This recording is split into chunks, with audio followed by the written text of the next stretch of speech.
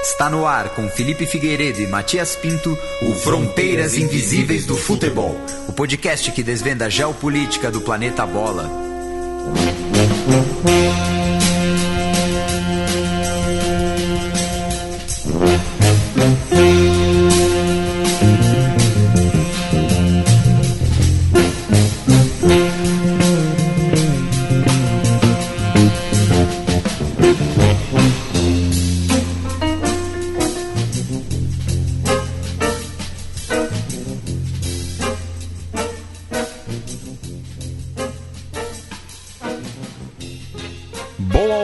Ouvintes da Central 3, está começando mais uma edição do Fronteiras Invisíveis do Futebol, parceria aqui da casa com o Xadrez Herbal. E falando no site, canal de YouTube e podcast, eu chamo ele, meu amigo e companheiro Felipe Nobre Figueiredo, o homem por trás do tabuleiro. Olá, meu caro Matias, olá a todos os nossos ouvintes, olá a todos os nossos financiadores, todo mundo que nos prestigia, nos tolera, nos ouve, nos divulga, nos compartilha. Vimos aqui com mais um Fronteiras Invisíveis, que é um programa de história, na qual a gente usa o futebol ali como um fio condutor, um temperinho. Antes de você apresentar o tema do programa de hoje, os motivos, do tema do programa de hoje, que a gente vai citar também durante o programa, alguns breves recados.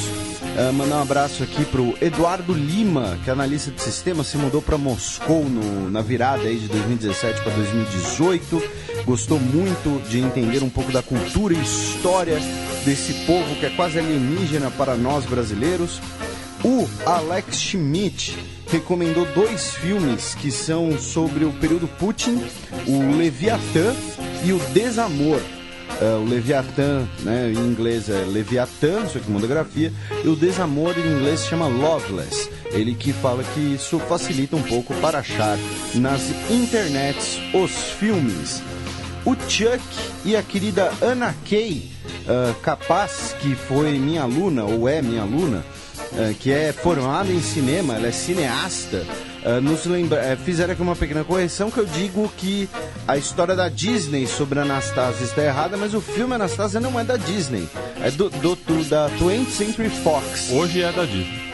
Então, sim, assim como a Central 3. Em breve. Você é da Disney, inclusive. E o Pelé. Os direitos do Pelé são da Disney também. Eu não tenho mais direitos por Bom Crepúsculo, por exemplo. A Disney comprou. Sempre que eu falar isso, esse bordão é da Disney agora. Inclusive você tem que falar Bom Crepúsculo TM. E o Alexandre Padilha, ele está gostando muito do programa, que ele começou a ouvir recentemente, apesar de escutar o Xadrez Herbal já tem mais um tempo. E agora ele está pé da vida, porque ele começou a trabalhar mais perto de casa. Acho que ninguém reclamou disso antes, ainda mais em São Paulo. Mas vou para o escritório de bike e agora tenho apenas 12 minutos para escutar o Fronteiras. Então ele deve pôr na velocidade 5, não deve entender muita coisa, porque já não dá para entender a gente direito na velocidade 1, quanto mais na velocidade 5. Porém, tá aí. Ele aí mandou seu recado, seu carinho. Faça como outros ouvintes que nos escutam enquanto realizam tarefas domésticas. Faxina, lavar louça, enfim. Já no site da Central 3, o Caio Ferrarese escreveu que na Rússia Imperial o Kropotkin foi voluntariamente servir na Sibéria antes de ter contato com as ideias anarquistas. O André Machado se emocionou quando ouviu o famigerado Copa nos faz com hospital amigo, tal qual um senhor de 80 anos ao ouvir a chamada do repórter Esso, nas palavras dele. E o Rodolfo de Moura gostou muito dos episódios sobre a Rússia e achou que a gente poderia ter falado um pouco mais sobre os expurgos do Stalin, por uma curiosidade própria, mas a gente tentou sintetizar bastante, Acho que não dava para se debruçar em diversas facetas do período soviético, então a gente acha que entregou de maneira satisfatória, Felipe? Satisfatória, assim, satisfatória é uma palavra que sempre vai depender do parâmetro de quem está ouvindo. Certamente temos pessoas insatisfeitas com o programa porque tem pessoas que gostariam que fosse um programa, por exemplo, sobre polo aquático ou sobre curling. A gente tem a Olimpíada de Inverno, a gente tem que fazer um Fronteiras Invisíveis do curling. Um especial. A gente pode falar de boccia, a gente pode falar da chegada do curling no Brasil e a gente pode falar um pouco da história desse maravilhoso esporte que é o curling. Sempre lembrando que fora Canadá e Estados Unidos, o Brasil é a única seleção, é o único país que tem uma seleção de curling nas Américas. Não custa lembrar esse dado. O que é, de certo modo, até bom. Porque aí pelo menos é um esporte em que a gente não vai ouvir que ganhar é bom, amigo, mas ganhar da Argentina é ainda melhor. Pois é. Pois é. E falando em Américas, né, Felipe? A gente vai falar de um país central, geograficamente, para o continente, e que fará, né, sua estreia na Copa do Mundo. Vamos dizer, na fase de grupos da Copa do Mundo. O quê? Você já está excluindo que eles podem passar de grupo? Não, eu tô falando que de uns tempos para cá a FIFA veio com esse caô que as eliminatórias já são parte da Copa do Mundo. Tá. Eu tô falando que o Panamá chegou na fase de grupos pela primeira vez e é um país, como eu citei, de um ponto de vista estratégico muito importante para as relações de norte a sul. Então, vamos lá subir um pouco ao norte da Colômbia para conhecer o país do canal.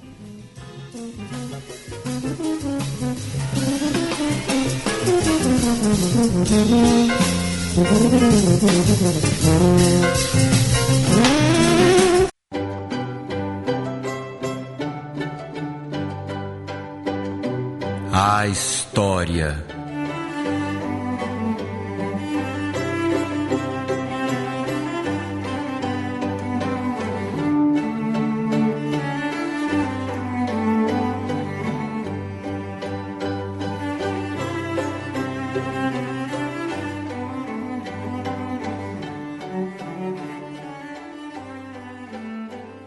Mas antes da gente falar, né, Felipe, de uma das maiores obras da engenharia contemporânea, a gente vai voltar bastante tempo para falar justamente do período pré-colombiano. Isso, a gente sempre cita aqui um pouco, né, os primeiros registros populacionais do país em que a gente vai estar falando. Né? Gostou, hein? Do gerúndio. E, óbvio, a gente não costuma se debruçar muito, até porque pouca coisa se sabe, em alguns casos, e em outros casos, pouca coisa nós sabemos. Eu digo nós, eu digo eu e o Matias. Mas, no caso do Panamá, as primeiras culturas registradas ali, assentamentos permanentes ali, são dos Monagrilo, que viveram ali cerca de 2.500 anos antes de Cristo. E quando nós tivemos a chegada dos europeus, além de outros vestígios arqueológicos, nós temos outras culturas da região do Panamá que são chamadas de culturas do istmo, né? Porque o Panamá, do ponto de vista geográfico, né, é um istmo, que é uma faixa bem fininha de terra. Tão fininha, no caso, que foram lá e cortaram ao meio. Mas essas culturas seriam os barriles, os tibichã, os chocoã e os cuevas, que inclusive um dos descendentes dos cuevas joga no São Paulo. Meu Deus. Eu não excluiria que o nome pode ter essa origem, até porque ele, no caso, é um indígena. Bem, mas cueva é caverna em espanhol também. Então, daí, o que o senhor está insinuando? Eu não estou insinuando nada, só estou falando que existem múltiplos significados. Você está insinuando que o Cueva nunca leu Platão, é isso? Não. Que a alegoria da caverna ali é presente, só porque ele vai para a Copa do Mundo, o senhor não. Mas, quando a gente fala aqui da presença europeia, né, a descoberta, entre aspas, né, pelos espanhóis, que já estavam presentes na região do Caribe, estavam começando a mapear, a explorar ali o entorno. O Rodrigo de Bastidas, em 1501, teria sido o primeiro europeu a navegar pelo Panamá, porém pela costa oriental do Panamá, a costa caribenha do Panamá. Em 1510, em setembro, foi fundado o primeiro assentamento europeu permanente no continente americano. Né? Quando a gente diz aqui no continente, a gente diz na terra firme, digamos assim, não algo insular, que foi o assentamento de Santa Maria la Antigua del Darién, que foi fundado, como eu disse, em 1510, perto da vazão do delta ali do rio Tarena, no lado do Atlântico. Ele foi fundado por Vasco Núñez de Balboa e Martim Fernandes de Enciso, e atualmente essa cidade ela está na Colômbia, porém quase na fronteira com o Panamá, é bem ali na pontinha do continente sul-americano. E 3 anos depois, em setembro de 1513, o Balboa liderou uma expedição para, ouvindo ali boatos, histórias dos indígenas, de que teria um outro mar do outro lado do país. Ele foi em direção sudoeste, né? Como eu disse, está bem ali na curvinha né? Porque a gente pensa ali Panamá e a gente pensa Pacífico do lado ocidental, Atlântico do lado oriental, mas o Panamá ele meio que faz uma curva, né? O Panamá ele é uma chicana, uma chicane quase. Acho que é a primeira vez que esse termo é usado para definir o Panamá. Peço desculpas aí a todos os geógrafos, geólogos. Mas serviu para ilustrar. Então... Claro, para quem conhece automobilismo. Ah, tá. Agora tá dizendo que eu sou elitista. Não que você é elitista, mas eu, por exemplo, não sei o que é uma chicane, mas eu sei o formato do Panamá, então... Ah, desculpa aí, diferentão. Mas, então, o Balboa liderou uma expedição em direção sudoeste, e aí ele teria sido o primeiro europeu a ver o Oceano Pacífico lá daquele lado, né? Para ver ele a partir do continente americano.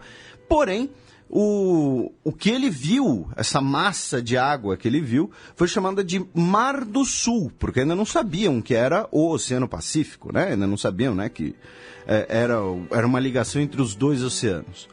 Em agosto de 1519, na época governador da região, o Pedrarias, tirou a capital de Santa Maria la Antigua del Darién e levou a capital do domínio espanhol ali no que hoje é o Panamá para o forte de Nossa Senhora de la Asunción de Panamá, que hoje é a cidade do Panamá e foi o primeiro assentamento europeu na costa do Pacífico. E quando eu digo assim, a região do Panamá, é porque esse pedaço do Império Espanhol, esse pedaço continental, era chamado de Castilha del Oro, Castela Dourada, porque era considerado uma região já muito importante, muito estratégica para a dinâmica do Império Colonial Espanhol, porque o próprio governador Pedrarias, ele começou a construir docas e o que seriam ali estradas, digamos assim, que cruzavam um oceano em direção ao outro e também cruzavam o continente e ficaram chamados de Caminho Real e Caminho das Cruzes, ligando a cidade do Panamá no Pacífico com Portobelo no Atlântico, o que permitia que o Panamá tornasse então o centro do sistema chamado da Frota do Tesouro, que era o seguinte: o ouro que vinha do Peru ia para o Panamá pela costa do Pacífico, o ouro que saía do México ia para o Panamá pela costa do Atlântico. Lá eles juntavam tudo em uma grande frota para poder carregar melhor e principalmente proteger melhor esse comboio, e então ela zarpava rumo à Espanha. Isso se chama de Sistema de Frota do Tesouro, não é um nome muito criativo, né? Sabemos. Porém, permitia esse sistema de você juntar a exploração de ouro, tanto na América do Sul quanto na América do Norte, em apenas um local e facilitar, então, a proteção e o transporte dessa carga. Quando a gente diz proteção, é claro, porque corsários, piratas, bucaneiros, filibusteiros, não sei mais, outros termos, estavam bastante... estavam ali com oriçados. ouriçados. Gostou, boa. Hein? Boa. Sabe quem também andava muito ouriçado? O Sonic. Justamente pela cidade do Panamá estar na costa do Pacífico, ela ficou livre durante muito tempo da ameaça dos piratas caribenhos. Ela foi saqueada apenas uma vez, em 28 de janeiro de 1671, pelo pirata Henry Morgan, que justamente desembarcou e falou, olha, vamos a pé até esse negócio aí e vamos dar umas porradas nele, tacar fogo e saquear a cidade do Panamá. Por conta de outros países europeus, outras potências europeias disputarem territórios e a riqueza do Caribe, e a gente vê isso muito em filmes de pirataria, até em jogos, né, ali Países Baixos, França, Inglaterra, a administração europeia colocou o território do Panamá dentro do vice-reinado de Nova Granada, que é mais ou menos o que futuramente será a Colômbia, isso em 1713. E isso começou a gerar uns problemas, por quê? Porque a administração panamenha, entre aspas, os panamenhos, eles eram muito mais próximos do vice-reinado do Peru, em Lima, justamente por conta dessa questão do fluxo do ouro e tudo mais. Então, esse estranhamento entre a cidade do Panamá e Bogotá já começa aqui nesse período, já começa no século XVIII, porque os panamenhos, entre aspas, né, se viam como muito importantes dentro do império, devido à sua posição ali em relação ao comércio de ouro, à exploração do ouro, e eles eram muito mais próximos ao vice-reinado do Peru, em Lima. E, por exemplo, aqui é importante, né? O Panamá, durante muito tempo, ele vai ser parte da Colômbia. Então, nós temos um programa sobre a história da Colômbia, nós também temos um programa sobre a história do Equador, em que a gente comenta um pouco disso, de que a Colômbia, né, o Panamá fez parte da Colômbia, do vice-reinado de Nova Granada, melhor dizendo, por uma questão de defesa, pela costa, no Caribe, pelas fortificações e tudo mais. Agora, a proximidade era com o vice-reinado do Peru, que tinha uma postura muito mais, que era um local, melhor dizendo, muito mais aristocrático, elitista e ligado à coroa espanhola. Tanto que o Peru foi basicamente o último país do Império Espanhol a se tornar independente, e uma independência basicamente pela intervenção externa dos exércitos de Bolívar e San Martín, né, que é quando eles se encontram lá no Peru e tudo mais, e não tem ata desse encontro. E lembrando também que das civilizações pré-colombianas, né, da nobreza das civilizações pré-colombianas, talvez o caso dos Incas foi o mais emblemático de como eles permaneceram na elite colonial. Ao contrário de outras regiões da América Hispânica. Lembrando uma coisa que você mesmo me ensinou, Inca era a elite indígena. Sim, Inca a nobreza quechua. Isso, Inca não significa, não é etnia. Isso foi você que me ensinou. Eu sempre achei que os Incas eram os indígenas como um todo, mas eu sou burro. No caso, o Panamá, em novembro de 1821, ou seja, estamos falando de um século depois, vai declarar a sua independência, né, pela Acta de Independência de Panamá, e aí vai mandar uma carta para o Simão Bolívar, dizendo que o Panamá declarou sua independência e voluntariamente decidia juntar-se à República da Gran Colômbia. Porém, o próprio Panamá já era dividido ali entre liberais e realistas no sentido de a favor da monarquia e contra a independência, contra essa sedição do poder. E a história colombiana, ela é muito marcada pelo conflito, inicialmente entre liberais e realistas, que vai se tornar um conflito entre liberais e conservadores e entre federalistas e unitários. A Colômbia passou por diversas guerras civis. A própria República da Gran Colômbia, né, ela se dissolve, que é o que hoje são Colômbia, Venezuela, Equador e Panamá. nós temos guerras civis pelo qual seria o modelo de governo, qual seria a ideologia de governo, e isso estará na origem da independência do Panamá e das disputas por autonomia interna. Mesmo antes da independência, as elites panamenhas buscavam ter alguma autonomia em relação ao governo de Bogotá. Um evento muito importante que ocorre no Panamá é o Congresso do Panamá, de 22 de junho a 15 de julho de 1826, liderado por Simão Bolívar, com a sua proposta bolivarista, tá? Diferente de bolivariana, uma proposta bolivarista, que era de uma unidade regional das colônias americanas, mas especialmente do antigo Império Espanhol, baseado numa identidade comum e numa defesa comum contra a restauração. Seria tanto uma unidade, talvez até mesmo com um governo comum, porém ele defendia pelo menos uma liga de repúblicas em um pacto de defesa coletiva com o exército comum para defender-se contra intervenções espanholas e uma assembleia parlamentar supranacional. Ou seja, você vai ter lá o governo do Chile, o governo da Argentina, mas eles mandam parlamentares para essa assembleia parlamentar supranacional que reúne todo o antigo império. No final das contas, Chile e Províncias Unidas do Prata não enviaram delegações por desconfiarem do Bolívar, desconfiaram que o Bolívar estava tentando expandir a sua influência para essa região.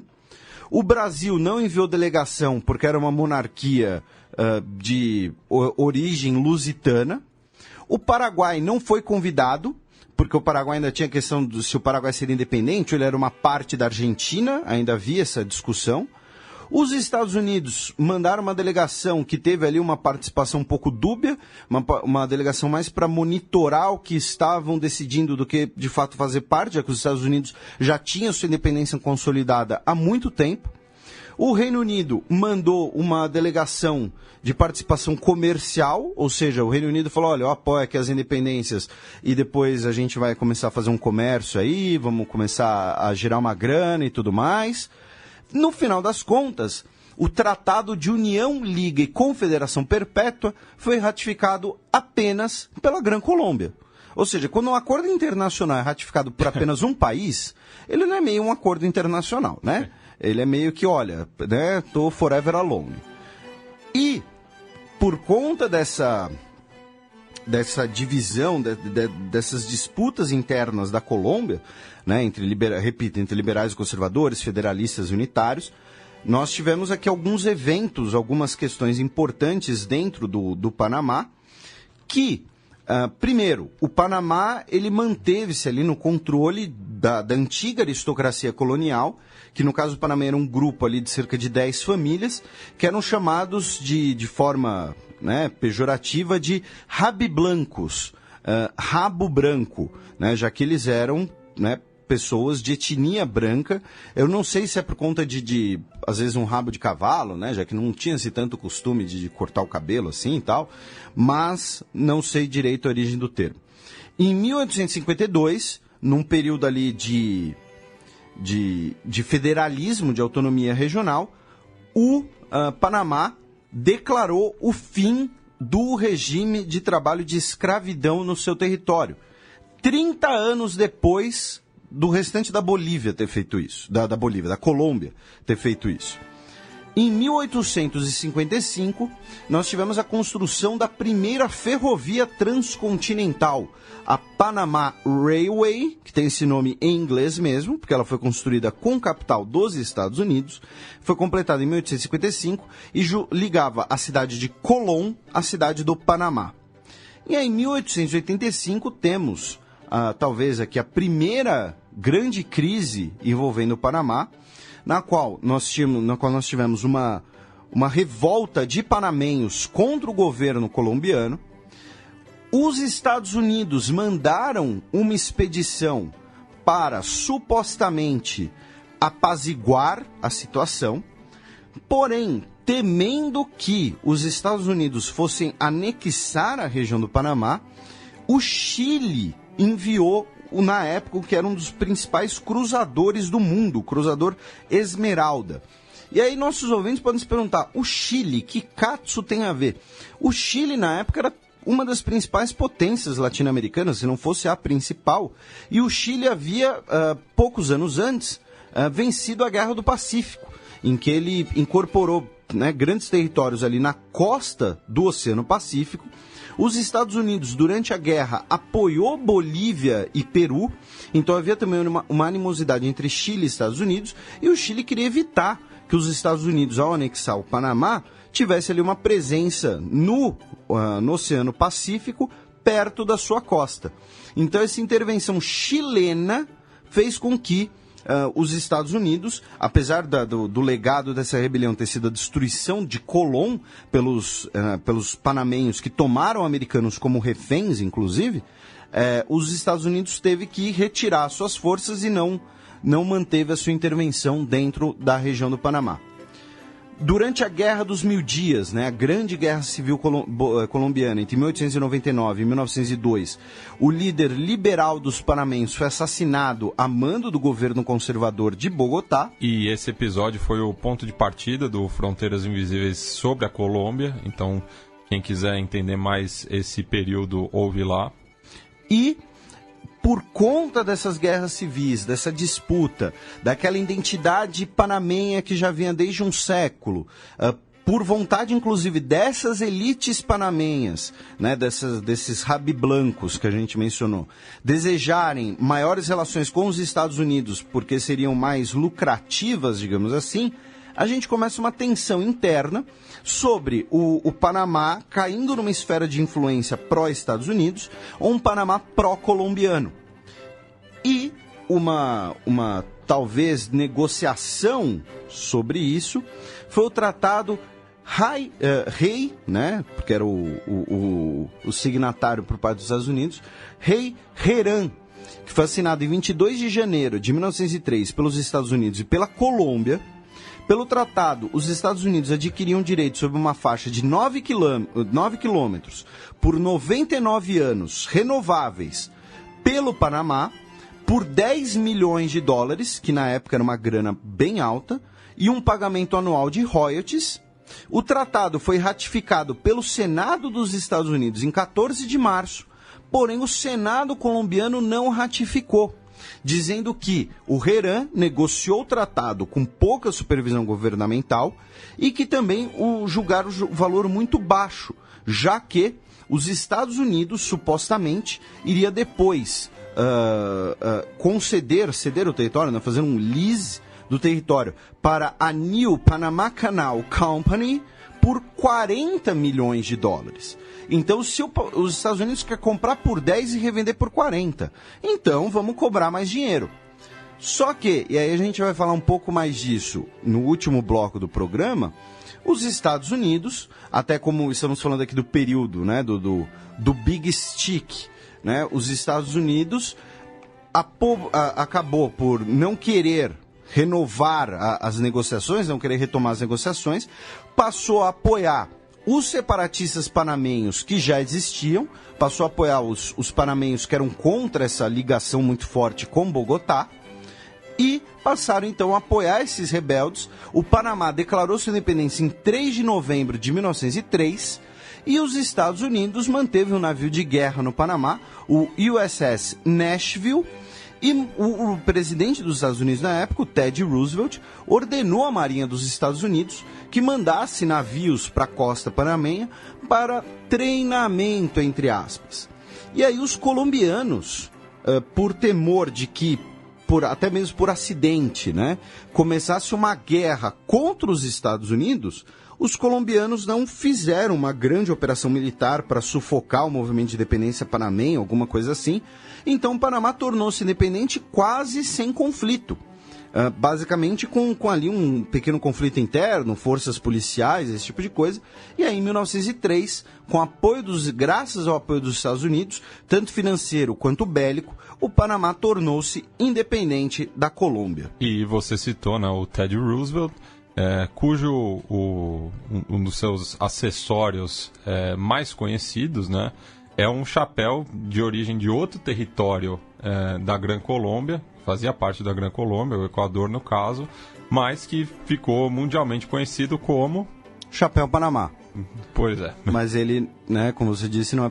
O Santos Dumont também usava o chapéu Panamá, que não é do Panamá. Esse é o tipo de curiosidade inútil que você pode usar aí na balada, inclusive, né? Você pode chegar no crush, né? Só não use um chapéu Panamá na balada. Por que não? Pelo amor de Deus, né? Você já usou fedoras em balada, seu hipster. Tenho fotos.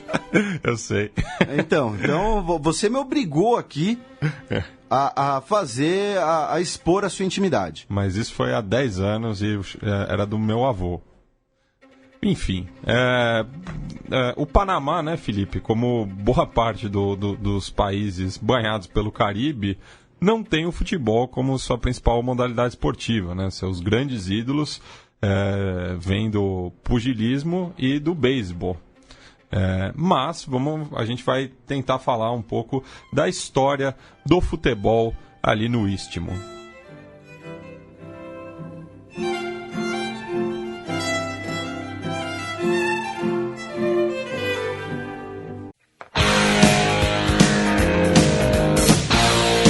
O campo.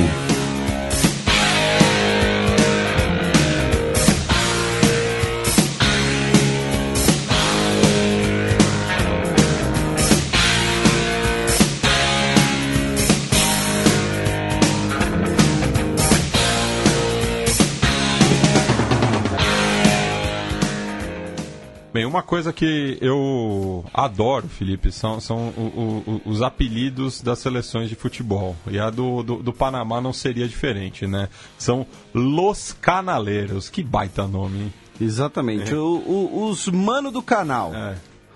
E, como você disse, né, a presença do futebol no Panamá ela é bastante tímida. Por isso eu não consegui achar direito as origens do futebol no Panamá. O que eu achei é que a Federação Local de Futebol foi fundada em 1937. O primeiro jogo do que seria uma seleção panamenha ocorreu em fevereiro de 38, quando ganharam de 3-1 da Venezuela, na cidade do Panamá.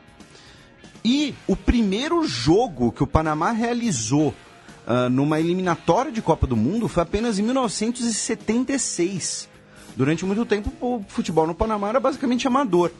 E ele foi fortalecido a partir da década de 1970 pela presença... E aí eu acredito que a origem do futebol também está lá, né? Porque assim, Canal do Panamá igual navio, navio igual britânico, britânico igual futebol. Né? Então, tá aí. Mas o futebol panamenho, o desenvolvimento do futebol do Panamá, não veio com os britânicos. Veio com a presença especialmente de italianos e uruguaios. De empresas marítimas desses países, né? Não apenas tripulantes, mas empresas de transporte marítimo, de logística. Né? A gente vai ver, inclusive, um exemplo dessa influência italiana. E, como você mencionou, o beisebol sempre foi o esporte principal do Panamá.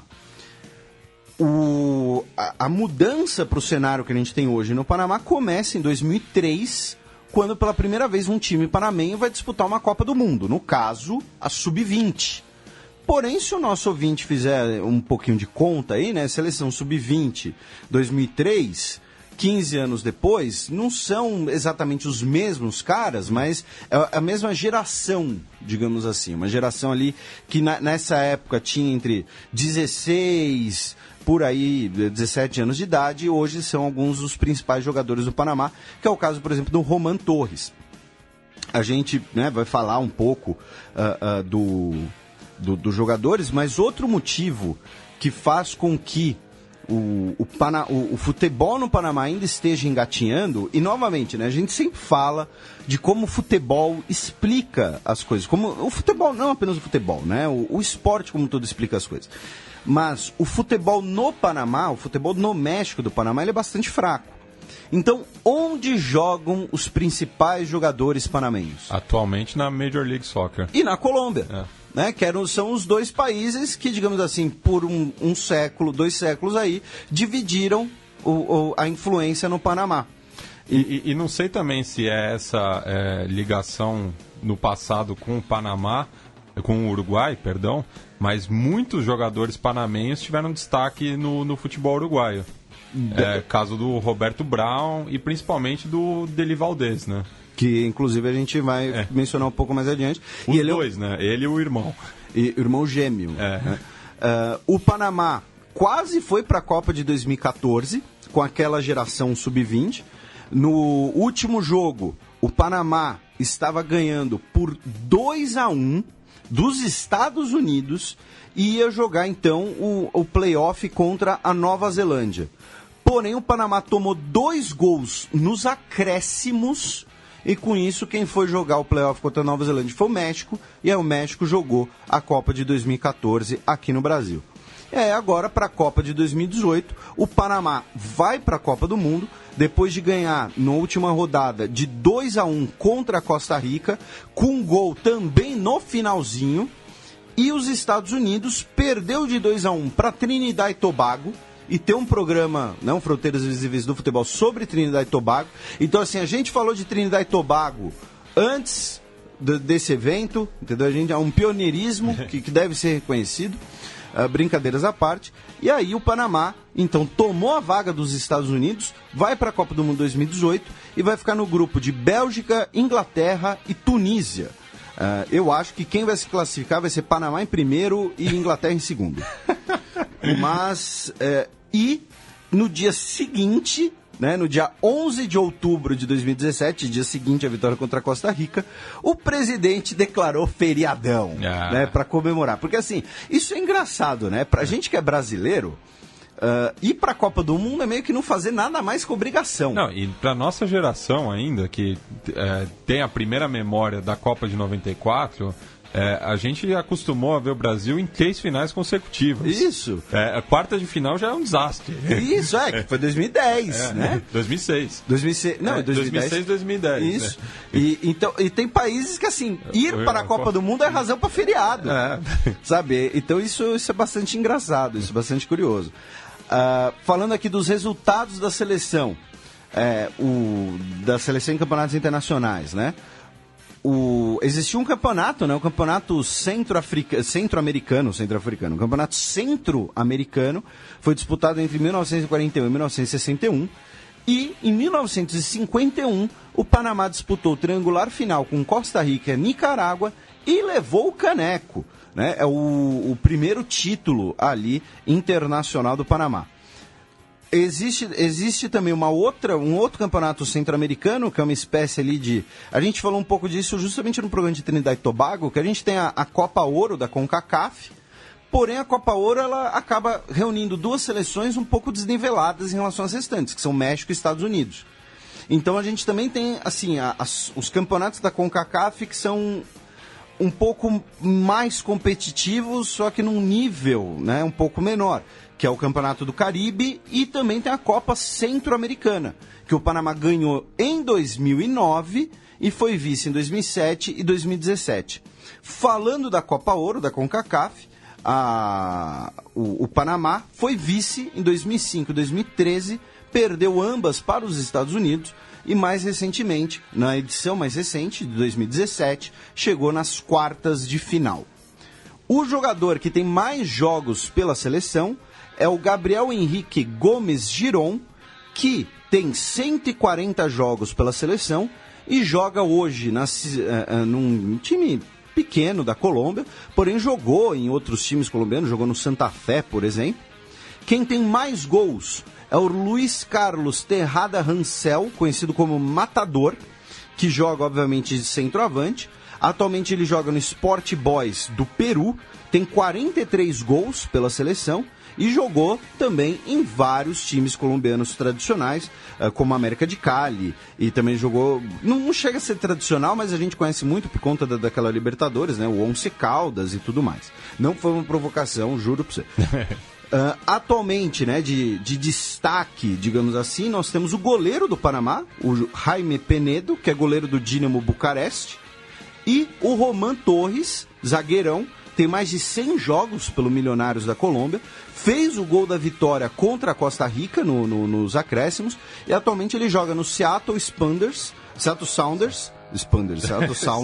é porque tá um typo aqui, joga no Seattle Sounders da MLS, E, inclusive, recentemente ele estava no time do primeiro caneco do Seattle Sounders, do primeiro caneco da história, que foi a MLS Cup. Falando de alguns jogadores históricos, né, nós temos o Julio Deli Valdés, que tem mais de 100 gols pela camisa do Clube Nacional do Uruguai, foi campeão do Uruguaião em 92. Na Europa, ele é irmão do Armando Deli Valdés, né? Você citou o gêmeo, mas eu lembrei depois do irmão e fui buscar a ficha aqui.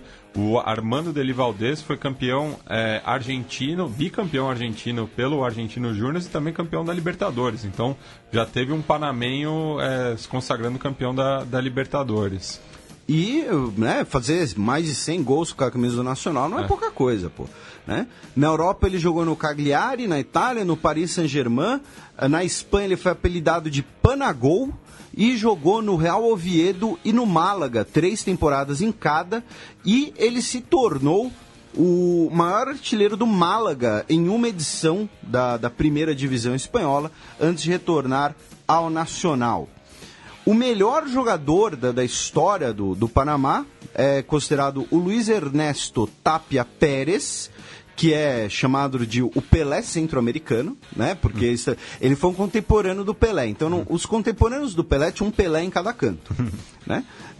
Assim como, né, tinha lá o Pelé dos bairros até. Ele jogou em El Salvador, a maior parte da sua carreira na década de 60 e 70, jogou pelo Alianza e jogou várias vezes, né, contra times brasileiros, com jogadores brasileiros. Inclusive contra o próprio Pelé, ele jogou um amistoso uma vez pelo Atlético Marte, que era um time panamenho. Exatamente, em 19 de março de 71, cerca de 25 mil torcedores no Estádio Revolución foram assistir Atlético Marte contra o Santos. E um caso que eu achei bastante curioso é do Romel Fernandes Gutierrez. Eu estou pronunciando Romel porque é castelhano, não sei se o nome dele é Rommel, se ele é, sei lá, parente do Marechal. Do deserto. Que foi um atacante panamenho. Em 1987, ele tinha 21 anos, foi jogar no Tenerife da Espanha. Ele marcou 18 gols na sua segunda temporada pelo Tenerife, levando o time das Ilhas Canárias a primeira vez a subir para a primeira divisão. Tornou-se o primeiro panamenho a atuar na Europa. E aí ele ajudou a manter o time na primeira divisão. Na temporada de 89 e 90, ele foi eleito o melhor sul-americano da Liga Espanhola. E no ano seguinte foi eleito o melhor jogador ibero-americano da competição pela agência de notícias F. Em 91, ele foi para o Valência, apelidado de O Panzer, acho que pelo Rommel, justamente. Ele, no Valência, não teve muito sucesso. Foi emprestado ao Albacete. E pelo Albacete, ele marcou o seu gol de número 50, era ídolo da torcida. No dia 6 de maio de 93, após sair ali de uma refeição com seus companheiros de equipe, ele morreu vítima de um acidente de carro aos 27 anos. E hoje, o nome do Estádio Nacional do Panamá, né, o estádio da cidade do Panamá, com 32 mil lugares, que onde a seleção joga, inclusive, tem o nome dele. E o nome da Copa Semi-Amadora Nacional, digamos assim, é também batizada com o nome dele. Falando agora do Campeonato Panamenho, né, do Canalzão... Não, só antes de passar para o campeonato, Felipe, só citar 2 jogadores panamenhos que passaram pelo futebol brasileiro. E não é nenhuma provocação aos nossos ouvintes gremistas, mas esses 2 nomes estão ligados ao rebaixamento do Grêmio, né? No caso, o Felipe Balói, que é o atual capitão da seleção panamenha, que chegou no Grêmio em 2003, ficou no clube até 2004, quando o tricolor gaúcho foi rebaixado, e de lá foi para o Atlético Paranaense, onde se consagrou campeão estadual em 2005. Depois passou por diversos clubes mexicanos, foi para a Colômbia, atualmente defende o Municipal da Guatemala. E por conta do Balói, o Grêmio contratou também o José Luiz Garcés, El Pistoleiro, que chegou no clube em 2004, ficou pouco lá, depois passou pelo Nacional de Montevidéu, que depois do sucesso do Deli Valdez, contratou vários jogadores panamenhos depois, jogou ainda no Belenenses, no SKA Sofia da Bulgária, e atualmente defende o San Francisco do Panamá. E ele que em 2011, ele que esteve preso em 2011 no centro penitenciário La Rojita, lá no Istmo. Mas tem aí o motivo dele ter sido preso? Mas o apelido dele é Pistoleiro, então... Mas olha só como as coisas são. Eu não sabia que o Baló era panameño. Não apenas não sabia, eu sempre achei que ele era colombiano. Entendeu? Então, assim, é curioso, né? Que, inclusive, eu acho que ele veio de um clube colombiano pro Grêmio. Acho que ele jogava no Independiente Medellín. Eu lembro que ele recebeu... inclusive, foi quando o Independiente Medellín eliminou o Grêmio da Libertadores em 2003. Eu lembro que ele recebia muito carinho da torcida, por isso que eu lembro dele. Pois é. Foi isso mesmo, ele jogava pelo DIN em 2003. Falando aí do Canalzão, né, o primeiro campeonato panamenho, a primeira liga profissional, foi organizado apenas em 1988. Antes disso existia um campeonato semi-amador. Só o motivo da prisão do Garcês foi tentativa de homicídio. Bonito. 20 meses de condenação. É um exemplo para a juventude. Mas... Inclusive, um dos destaques da atual seleção panamenha foi morto a tiros no Panamá, o Amílcar Henriques. Bonito. E o Canalzão foi estabelecido apenas em 1988. Então, antes disso, é muito difícil achar informação, então a gente vai até partir de 1988. O campeonato foi fundado por 6 times, e desses 6, 2 não existem mais, pra vocês terem uma ideia. Então, o campeonato, o futebol doméstico do Panamá, ele ainda é bastante incipiente, bastante tímido. Atualmente, o campeonato é disputado por 10 equipes, num formato, digamos assim, conhecido nos países hispânicos, de apertura e clausura. O formato é assim, é todos contra todos. Aí os 4 primeiros colocados jogam semifinal em ida e volta, e aí tem uma final em jogo único, que é disputado no estádio Rommel Fernandes sempre. O maior campeão é o Árabe Unido, com 15 títulos e 5 vices. E a Copa é disputada desde a temporada 2015-2016, com 32 times. Então, a gente só tem 2 campeões. Um é o San Francisco, outro é o Santa Gema. Cada fase é jogada em jogo único, com exceção das quartas e da semi, que são disputadas em ida e volta. Se nós temos um empate, é disputada prorrogação e depois pênaltis. E nas fases de jogo único, tirando a final no Estádio Nacional, claro, no Rommel Fernandes, mas nas fases iniciais de jogo único, os times das divisões inferiores têm preferência de mando de campo. Então, se um time da segunda enfrenta um time da primeira, o time da segunda manda o seu jogo em casa. Falando um pouco dos clubes, o maior campeão é o Clube Desportivo Árabe Unido, que foi fundado em Colón, no Panamá, apenas em 94. Ele foi fundado, como o próprio nome denuncia, por imigrantes de origem árabe, que imagino que estão lá por causa do canal. Seu estádio é para 4.000 pessoas. Então, assim, quando a gente... os estádios aqui no Panamá, a gente vai falar os tamanhos, tirando o Estádio Nacional, de 32.000 pessoas, todos os outros estádios são muito pequenos. Então, eles são mais ou menos ali do tamanho, por exemplo, das Laranjeiras. Sim. Achei que você ia dizer que estava provocando os torcedores do Fluminense. Não, Laranjeiras é um estádio acanhado. Não vejo provocação. Ok, apenas um fato de que o estádio do Fluminense é um estádio digno do Panamenhozão, do Canalzão. Ok. Ele 2 vezes chegou nas quartas de final da Champions League, obviamente da Champions League da CONCACAF, em 2009, 2010 e 2013, 2014.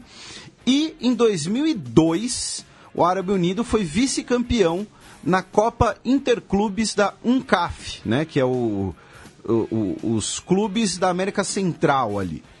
O segundo time mais vezes campeão é o Tauro Futebol Clube, que foi fundado na cidade do Panamá em 1984.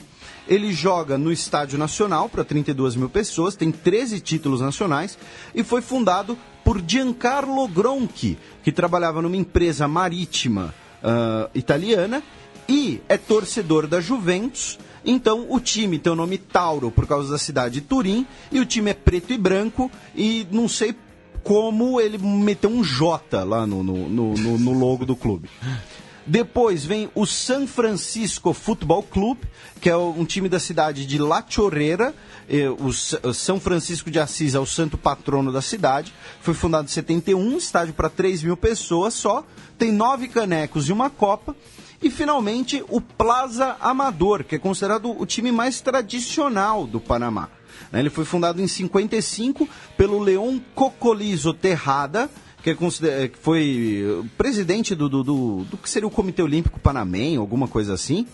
Ele joga no estádio Maracanã, não é Maracanã, Maracanã, para 6 mil pessoas e tem 6 canecos nacionais. E Maracanã, assim como o Cerrito de Montevidéu, joga no Parque Maracanã também. E o clássico, digamos assim, do país, o clássico nacional, é justamente entre o Plaza Amador e o Tauro, né, que são aí dois dos times mais antigos, mas justamente porque são talvez das duas regiões mais importantes, né, do país, o Tauro no caso da cidade do Panamá, claro, e aí o clássico nacional é entre esses dois times, entre o Tauro e o Plaza Amador. Porém, como o nosso ouvinte deve imaginar, não achei muitas informações confiáveis sobre estatísticas, né, do clássico nacional do Canalzão. Bueno, vamos passar agora para o terceiro e último bloco para entender a importância estratégica do Panamá no século passado e no presente.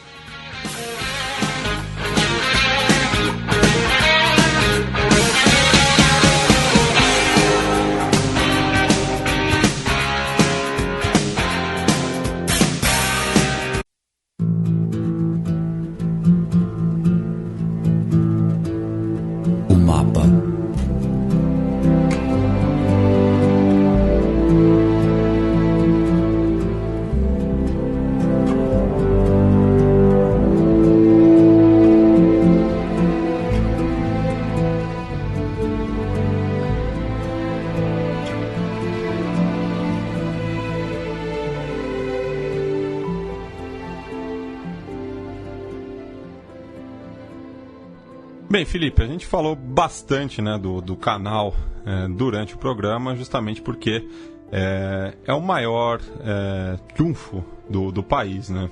Isso, além de ser uma das maiores obras de engenharia, né? Mas só para explicar um pouco para os nossos ouvintes, né, a gente vai falar um pouco sobre a influência dos Estados Unidos no Panamá, claro, mas qual era, né, esse grande interesse dos Estados Unidos? Quando a gente volta lá para o início do século XX, os Estados Unidos eles estão começando a consolidar a sua pós-guerra civil, inclusive, o seu país, tanto internamente quanto a sua projeção externa. E essa projeção externa, no caso dos Estados Unidos, ela tinha 2 eixos principais. O Oceano Pacífico, e a gente sempre comenta isso aqui, por exemplo, no Xadrez Herbal. O Oceano Pacífico, durante muito tempo, foi a prioridade dos Estados Unidos, porque o Oceano Atlântico, você ali do outro lado tinha as potências europeias, né? Os Estados Unidos queriam até se preservar das relações europeias para não se meter em briga dos outros. Mas, então, essa prioridade, né? O primeiro território dos Estados Unidos fora do continente foi Midway. Temos a anexação do Havaí, estabelecimento de bases pelo Pacífico, abertura do comércio no Japão, na China. E o outro eixo era o Caribe. Por quê? Porque o Caribe, né, não era nem o Oceano Atlântico como um todo, mas especificamente o Caribe, por conta ali da Flórida, Texas e tudo mais. E a partir do momento da Guerra Hispano-Americana, em que os Estados Unidos derrotam a Espanha e tomam da Espanha suas últimas possessões americanas e as Filipinas, né, então Filipinas, Cuba e Porto Rico, os Estados Unidos basicamente consolidam sua posição no Caribe e passa então a buscar uma uma maneira de unir essas duas regiões estratégicas, né? O Caribe e a América Central vão ser alvo de intervenções dos Estados Unidos, de uma relação econômica superavitária para os Estados Unidos, é quando surge o termo República de Bananas, já que essas repúblicas centro-americanas, especialmente, tinham como principal produto exportador frutas tropicais para os Estados Unidos, e os Estados Unidos tinham, então, uma frota bélica no Pacífico e uma no Atlântico. Como você fazia uma ligar a outra? Né? Porque o navio tinha que dar a caceta da volta lá pelo final do continente americano, lá pelo Cabo Horn, né? Uma viagem longa, perigosa, difícil. Então construiu um canal ali na região do Istmo centro-americano que ligasse o Caribe ao Pacífico, que ligasse a sua costa atlântica ao Pacífico. Inclusive você citou, né, o comércio de frutas tropicais. Uma das maiores empresas desse período é a United Fruit Company, né? Que o nome dela causa arrepios em muitos historiadores latino-americanos. E aí o governo Teddy Roosevelt vai adicionar a chamada doutrina Monroe. O que era a doutrina Monroe? Né? Foi a primeira formulação de política externa dos Estados Unidos, dizendo, olha, os Estados Unidos não vai se meter em colônias europeias, porém a Europa não pode se meter em assuntos do continente americano, né, em outros países americanos, e aí os Estados Unidos se colocam no direito de defender os seus interesses, de proteger o continente americano.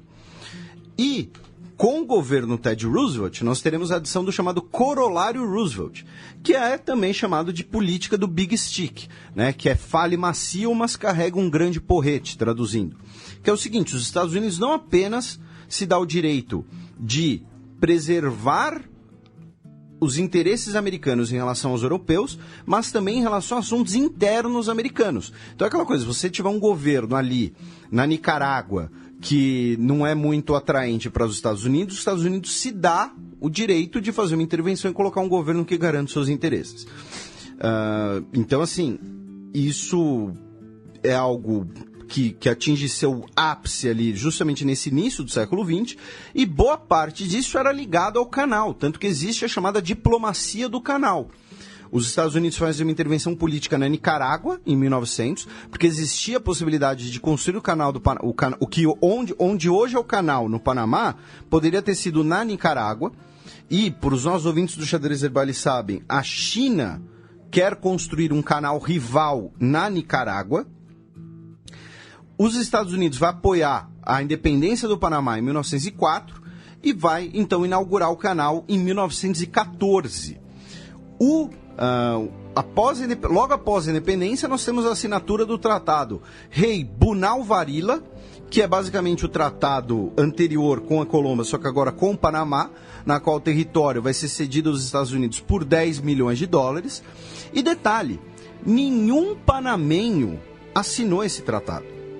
O Bunal Varilla era um empresário francês que fazia 17 anos que não pisava no Panamá, e ele, digamos assim, comprou do governo panamenho o direito de negociar o canal. Ele, digamos assim, comprou os direitos de seu representante.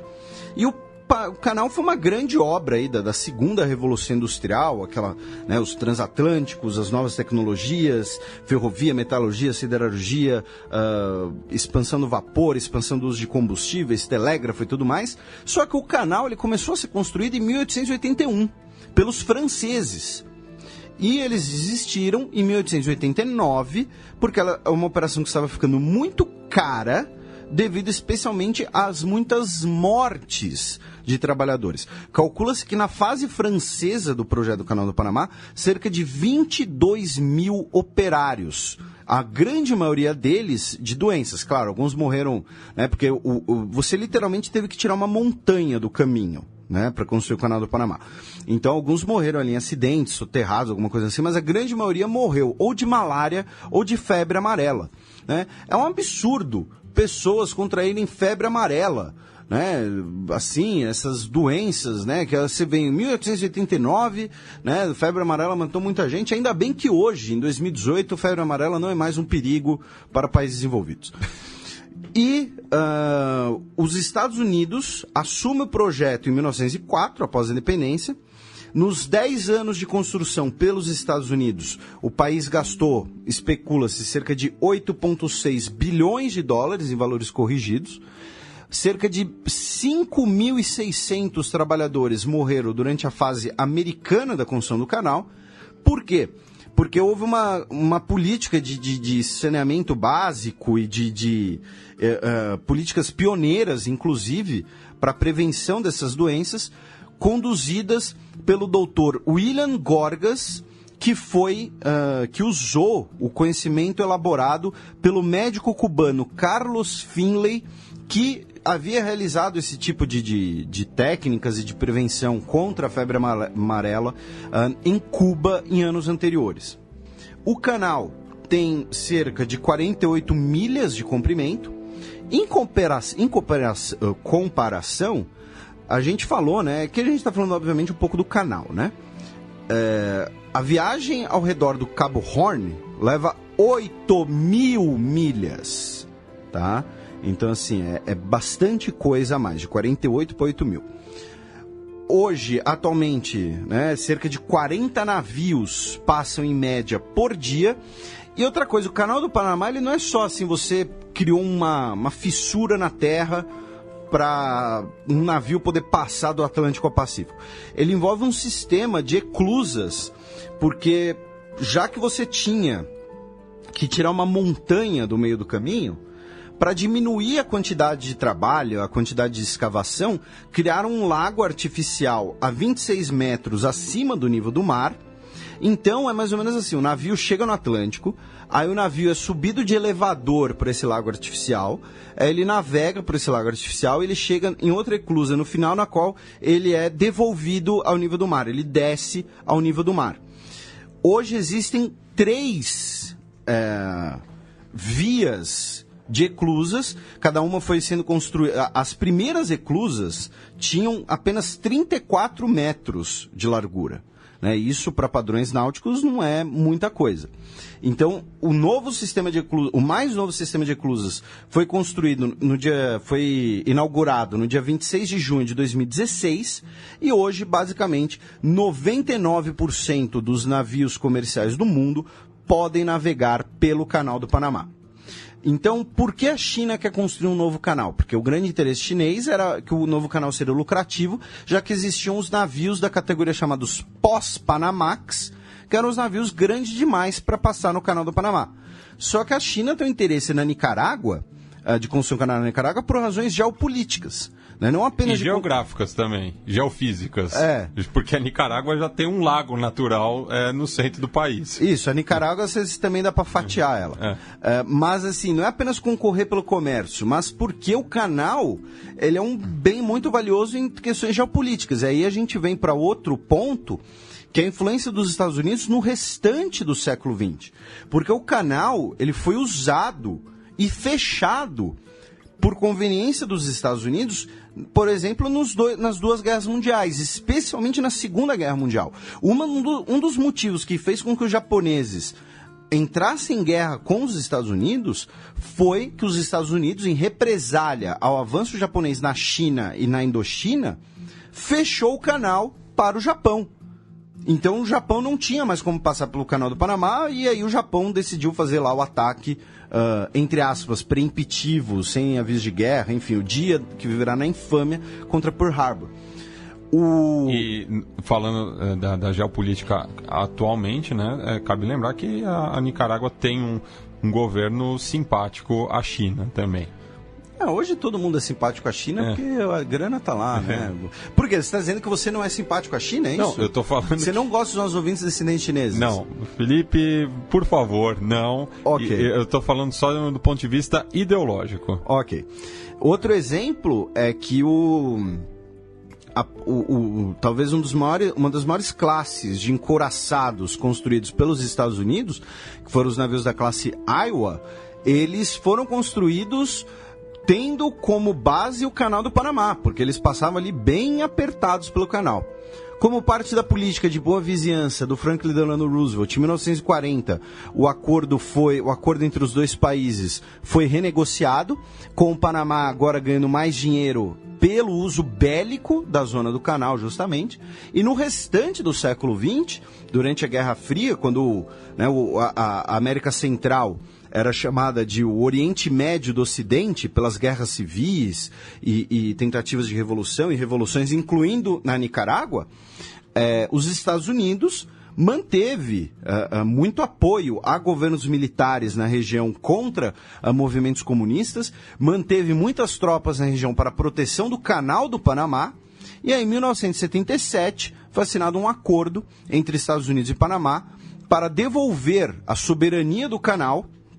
Porque vejam, a zona do canal, lá, que é aquela zona lá de 9 milhas que foi cedida, era uma zona de soberania dos Estados Unidos, era como se fosse um pedacinho dos Estados Unidos dentro do Panamá. E aí foi assinado o acordo em 1977 entre o governo de Jimmy Carter e o governo do Panamá, que colocava que no final do século o território seria devolvido ao Panamá, e isso ocorreu no dia 31 de dezembro de 1999, embora os acordos mantenham que os Estados Unidos têm um direito perpétuo de intervenção militar para garantir os seus interesses em relação ao canal. E falando também na inteligência militar, né, é sabido, né, que no Panamá funcionou de 1946 a 84 a famigerada Escola das Américas, né, que era um braço da inteligência dos Estados Unidos para assuntos latino-americanos, e que lá, por exemplo, que se estreitou a amizade entre o George H.W. Bush e o Manuel Noriega, né? Um da CIA e outro um militar panamenho. E aí a gente entra, né, na política do Panamá durante a Guerra Fria, e a gente vai falar bastante do Noriega.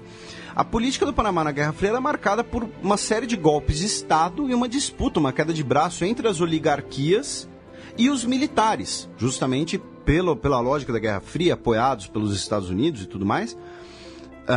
Em 1962 foi inaugurada a Ponte das Américas, a primeira ponte que uniu por via terrestre o Istmo, né, passa por cima do canal.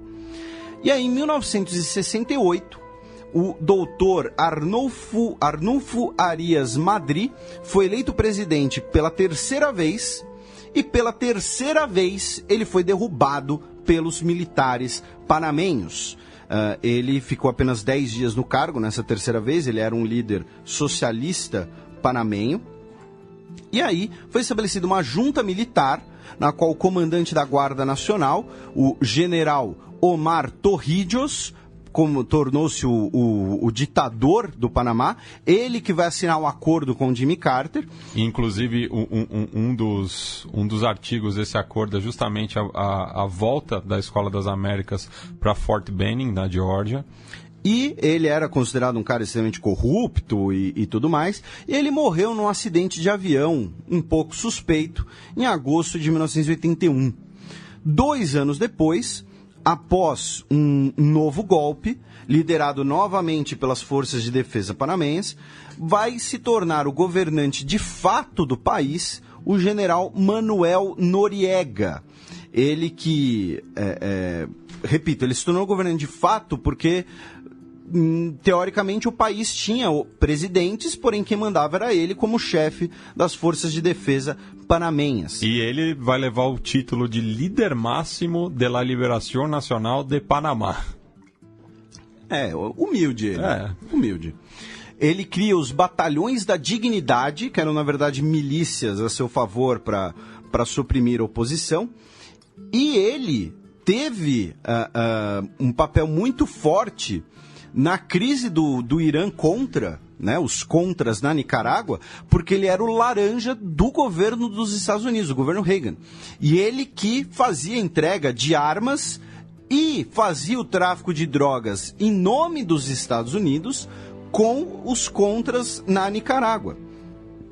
E, por conta de uma piora nas relações e da retórica, como você mesmo disse, da retórica nacionalista dele, os Estados Unidos começou a achar que ele estava ficando muito forte e aí indiciou ele por tráfico de drogas, sendo que ele fazia o tráfico de drogas em nome da CIA. Não quis tornar-se ele inocente, eu só estou dizendo que todo mundo ali era FDP. Né? Se tem um caso em que só tinha FDP, é o caso dos Contra na Nicarágua e essa intervenção no Panamá. E, inclusive, a cidade do Panamá é conhecida pelos seus arranha-céus, né? São alguns dos maiores que tem na América Latina. E um apelido que esses edifícios levam são os Cocaine Towers. Porque muitos deles foram construídos com lavagem de dinheiro do tráfico internacional. Não, é porque é o nome do prédio mesmo. Cocaine Towers. Fica numa plaquinha na frente. Eu tô na quinta torre, quinta torre de cocaína. Welcome to the Cocaine Towers Building. Inclusive tem um prédio residencial, tem um suporte para toda a família, tem churrasqueira, tem quadra. E se eu não me engano, não é no Scarface que ele guarda o dinheiro no Panamá?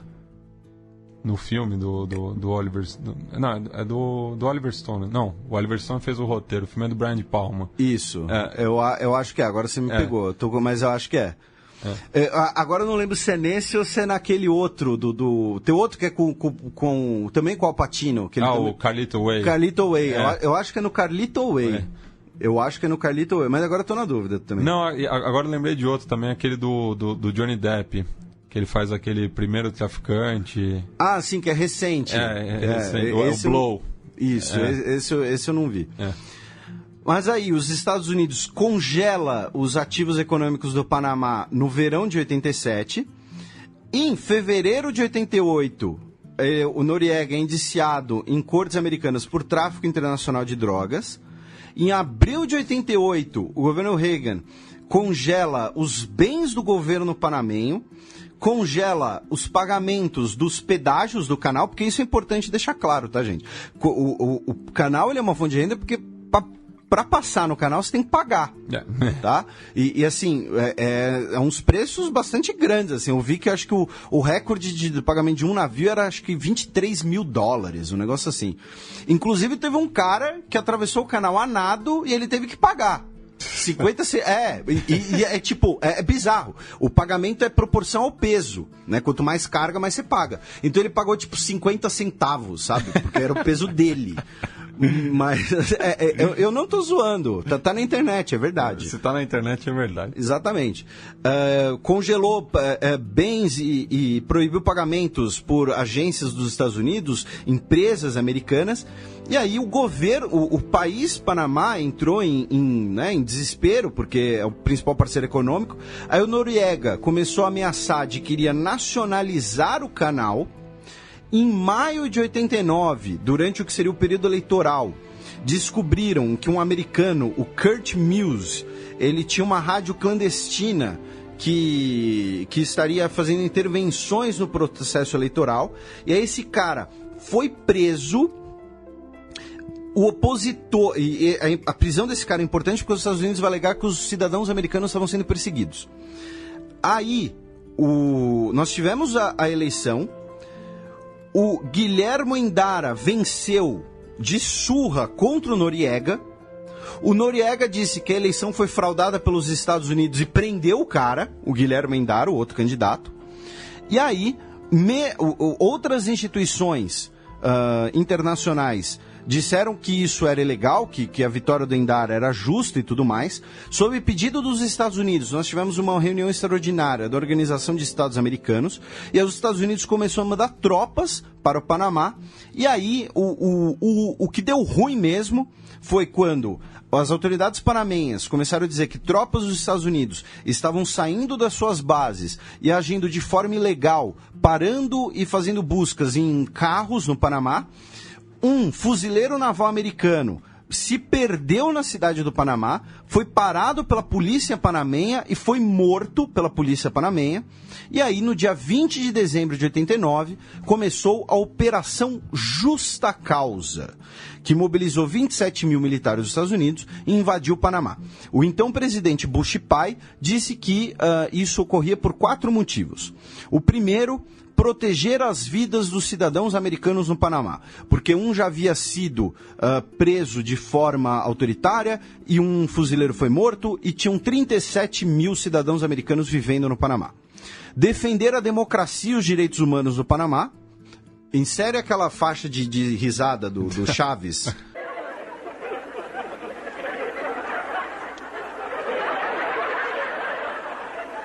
Combater o tráfico de drogas e a lavagem de dinheiro. Por favor, de novo.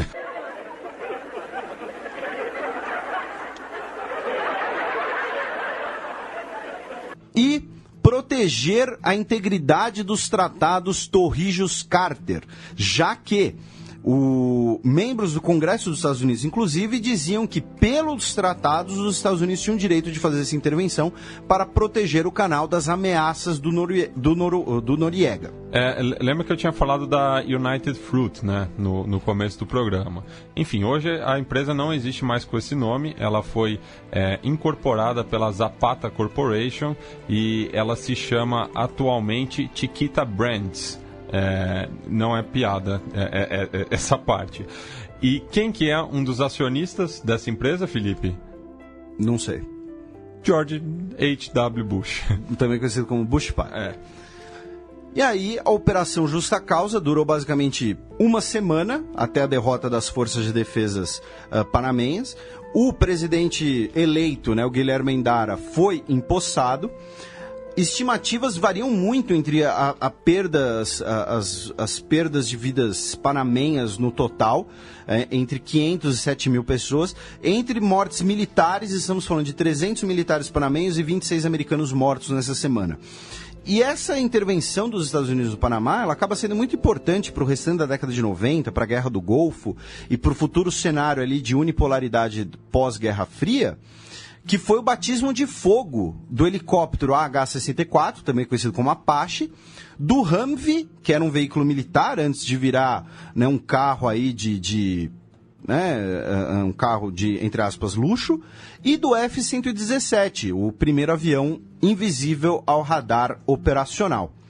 Depois da invasão, o presidente Bush pai anunciou ajuda ao Panamá no valor de $1 bilhão, porém muita gente diz que na verdade isso era um presente dos contribuintes americanos aos negócios dos Estados Unidos, já que boa parte disso era incentivos a empresas dos Estados Unidos, né?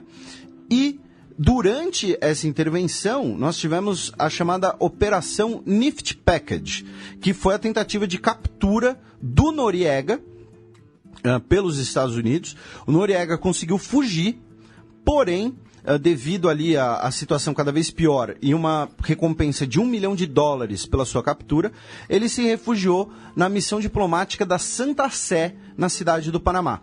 E aí os Estados Unidos fez um cerco à missão diplomática da Santa Sé no Panamá e começou uma operação de guerra psicológica que foi tocar rock and roll a volumes absurdamente altos, 24 horas por dia, non-stop, o que gerou inclusive protestos do então Papa João Paulo II. E você citou, né, essas operações de caçada para o Noriega. Ele, antes de morrer, né, a gente citou o falecimento dele numa das edições do Xadrez Verbal do ano passado. Ele chegou a processar a Activision, produtora do game do jogo Call of Duty Black Ops 2, porque em 3 missões ele aparece como o vilão. Mas aparece usando o nome dele, inclusive? Sim. Ah, tá. Porque normalmente é sempre aquela coisa, você tem que procurar o general Martim do país Panamé. É sempre uma adaptação. Aí o Noriega se entregou no dia 3 de janeiro de 1990, foi levado aos Estados Unidos, foi julgado, condenado em abril de 92 a 40 anos de cana por tráfico de drogas e lavagem de dinheiro, serviu 17 anos e foi libertado por bom comportamento em 2007. Em 2010, ele foi extraditado à França, onde ele foi condenado a 7 anos de cana por lavagem de dinheiro. Em 2011, a França extraditou ele ao Panamá, onde ele foi preso por crimes do seu regime. Ele foi diagnosticado com um tumor no cérebro em março de 2017, teve complicações durante a cirurgia e morreu 2 meses depois. falando aqui do Panamá hoje, né, para concluir, o Canal do Panamá, como a gente disse, foi devolvido ao Panamá em 31 de dezembro de 99. Em 2004 foi inaugurada a Ponte Centenária, centenário da independência no caso, que é a segunda ponte que cruza o Canal do Panamá. Hoje, mais ou menos, o canal representa $1 bilhão diretos e limpos anualmente à economia panamenha. O Panamá tem cerca de 75 mil quilômetros quadrados, é apenas o 116º maior país do mundo, apenas cerca de 4 milhões de pessoas, apenas o 129º mais populoso, ou seja, o Panamá tem menos gente do que metade de São Paulo. Seu PIB é de 87 bilhões de dólares, o 78º mais rico. Seu PIB per capita é de 23 mil dólares, né? Então coloca ele aí entre os 60 países de maiores PIB per capita. Porém, todavia, entretanto, o país tem 25% da sua população na pobreza e 3% da sua população em pobreza extrema, né? O Panamá é conhecido por ser um país dos mais desiguais do continente americano.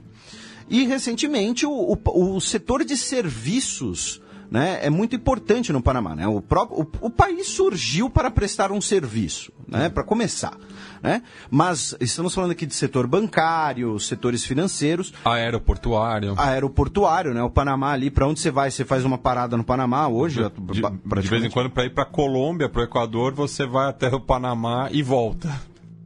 E os serviços de corretagem financeira, veja, não estamos falando de banco, estamos falando de corretagem financeira, no Panamá representam cerca de 9% do PIB. O setor bancário emprega mais de 24 mil pessoas diretamente, e por isso o Panamá hoje ele é conhecido como um paraíso fiscal, um destino de lavagem de dinheiro, e a gente falou bastante disso no podcast Xadrez Herbal sobre o Panama Papers. Tem uma das maiores zonas francas do mundo também, né? O nosso amigo Alex, ao fazer alguma viagem recente que ele passou pelo Panamá, ele disse que o free shop do aeroporto do Panamá, assim, você pode comprar, sei lá... Um barco. Você pode comprar o canal, talvez, esteja lá, alguma coisa assim. Então, assim, o atual status do Panamá é esse, e ouçam lá os programas sobre o Panama Papers, participação do professor Daniel Souza, explicando sobre lavagem de dinheiro e tudo mais. Então, um breve panorama aí do Panamá, que vai disputar a sua primeira Copa do Mundo. E, Felipe, para quem quiser conhecer mais sobre a história do Panamá, ou do canal especificamente, qual é a sua dica? Olha, a minha dica é um pouco complicada, né? Foi complicada, digamos assim, achar alguma coisa. O Panamá é onde se passa parte da história de um dos seus filmes preferidos, o Mega Shark versus Crocosaurus.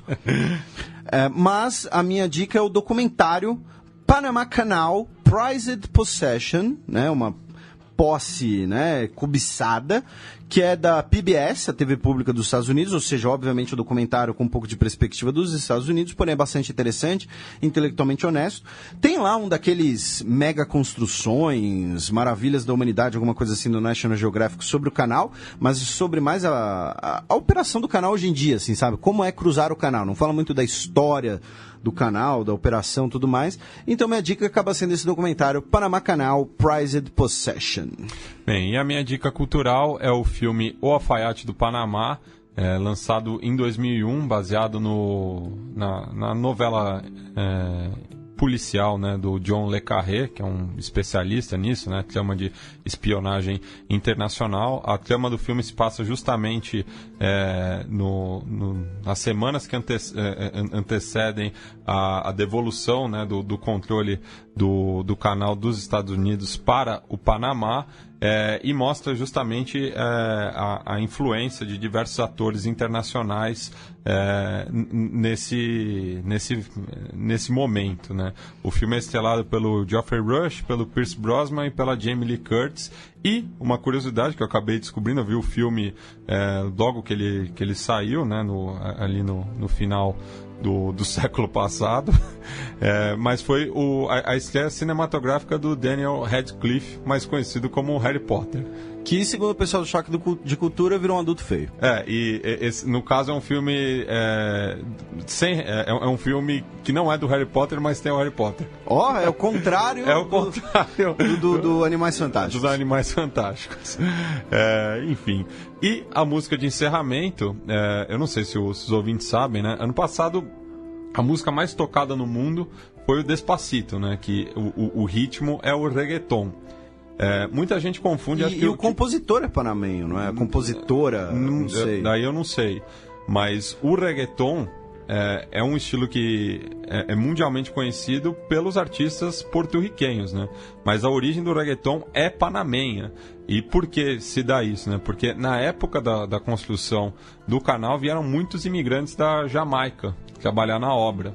E eles acabaram se estabelecendo ali e mantiveram esse contato, né, com o país de origem.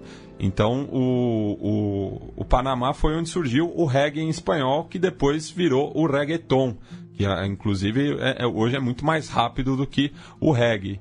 E um dos primeiros produtores no Panamá era o Michael Ellis, que se juntou com o artista conhecido como El General, e foi um sucesso ali no final dos anos 80. Então a gente vai ouvir um dos hits dessa época, que muitos panamenhos consideram como o segundo hino do Panamá, que é El Gran Pana. Pero, ¿qué es lo que están hablando? Yo dije que el general no puede controlar, si soy yo el que llevo el día entero y el que voy a controlar. Están errados, escúchenlo, venlo. Digo que quieren que canten, quieren que el general se pare y canten. Digo que quieren que canten, quieren que el general se pare y cante. Pa' que las chicas se alboroten, todos los hombres hacen su levanten. El gran pana, pa' todas las mujeres yo soy el gran pana. Bendícelo a tu novia, a tu querida, a tu esposa. No quiero ni una chica que me niegue la cosa. Cuando vengo para el baile yo soy una mala, y todo lo que toco mi amigo explota. Si no es suficiente soy ametralladora, rapatapata pa' que cualquiera mata. A mí ya afilando digo una navaja, y se la presté al gran Pedro navaja. Pero aquella mujer digo que ya atacaba, era más fuerte que más astuta. Por eso mi amigo que perdí mi navaja. So dime mi amigo si no soy el bad. Pero que quieren que canten, digo que quieren que canten. Quieren que el general se pare y canten, quieren que el general se pare y canten. Pa' que las chicas se alboroten, todos los hombres hacen su levanten. El gran pana, gran pana. No duermo en piedra, tampoco en hamaca. A donde yo duermo esa es una cama, y todo lo que sube mi amigo baja. So no vengas a retar, digo el gran pana. Tengo 5 estrellas, controlo la armada. La bomba nuclear es la explotadora, y 1500 ametralladora para defender a las chicas que a mí me devoran. Tengo 5 estrellas, controlo la armada. Sargento, el cabo, el mayor, su hermana. ¿A cuál hermana? La que llaman Juana. Me metía y me salía, digo, por la ventana. En 5 meses ya salió preñada. Amoran el papá, la tiene encerrada. Dije que él no quiere que vea el gran pana. Le mando un cheque directo de la armada. No tengo licencia porque está ponchada. En otra palabra la tengo cancelada. Pero como un general no le pago nada. Espero que tú entiendas esa ensalada. Y cierra la boca, se te sale en la baba. Donde quiera que yo vaya le gusta el gran pana. La coja, la flaca le gusta el gran pana. La manca, la tuerta le gusta el gran pana. La buena, la flaca, pero digo que quieren que canten. Quieren que el general se pare y canten. Digo que quieren que canten. Quieren que el general se pare y canten. Pa' que las chicas se alboroten, todos los hombres hacen su levante. El gran pana, gran pana. Donde quiera que yo vaya le gusta el gran pana. La dominicana le gusta el gran pana, y las panameñas le gusta el gran pana. Todas las jamaiquinas le gusta el gran pana. Yo voy a Cotirán que la habla sobre la bomba. Voy a Supa que antes dicen que es dandada. Yo voy a Ninja Man, él habla sobre la bala. Aquí el general ella defiende a cualquiera. Me dilega a tu novia, tu querida, tu esposa. No quiero ni una chica que me niegue la cosa. Cuando vengo para el baile yo soy una bala, y todo lo que toco mi amigo explota. Si no es suficiente soy ametralladora, rapata pata pa' que cualquiera mata. A mi yang afilado digo una navaja, y se la presten al gran Pedro Navaja. Pero aquella mujer digo que ya atacaba, era más fuerte y más astuta. Por eso mi amigo que perdí mi navaja, y la vida de Pedro así se acaba.